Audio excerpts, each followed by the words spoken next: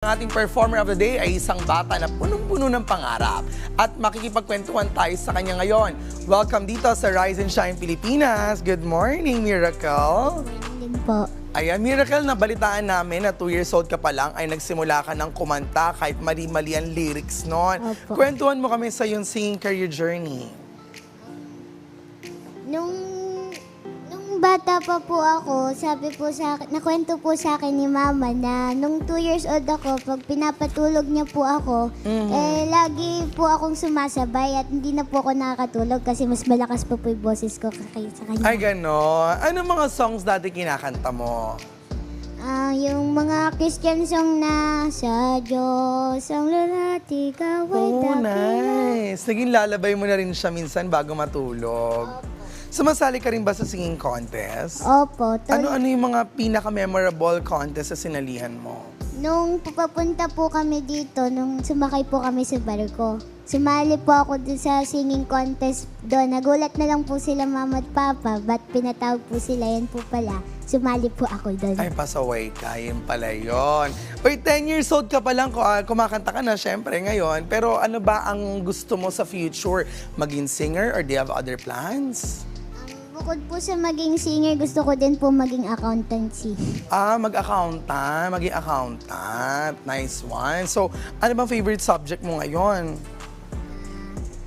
Math po. Math. Oh, nice. Pero pag accounting ka, ang gagamitin mo na talaga logic, which is feeling ko naman ay kayang-kaya mo naman. O, syempre, para malaman ng mga ka-RSP natin kung saan ka pwede i-follow, i-promote mo na yung social media accounts. Maraming salamat sa... Go ahead. Ayan.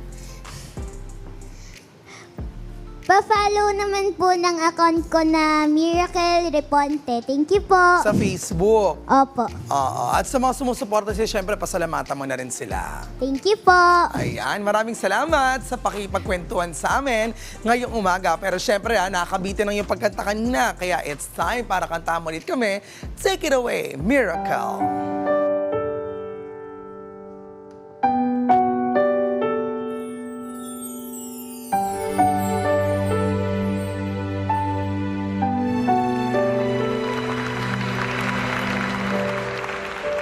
Naglalagay ng kolorete sa aking mukha para di nila malaman ang tunay na naganap na ikaw at ako ay wala na.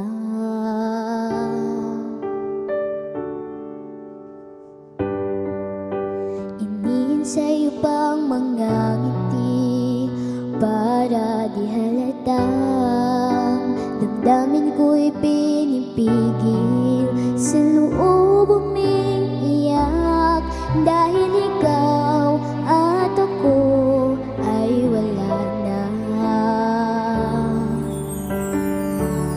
At ang hirap magpapanggap ko ba ako na ako ay masaya kahit ang totoo ay talagang wala ka na.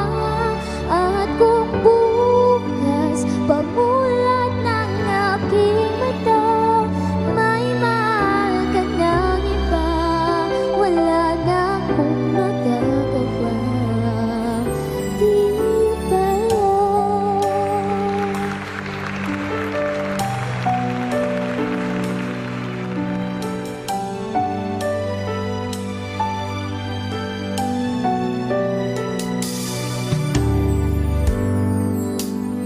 Paano ko sasabihin sa mga kaibigan ko kung ako rin ang sisisihin? Nabulagan ako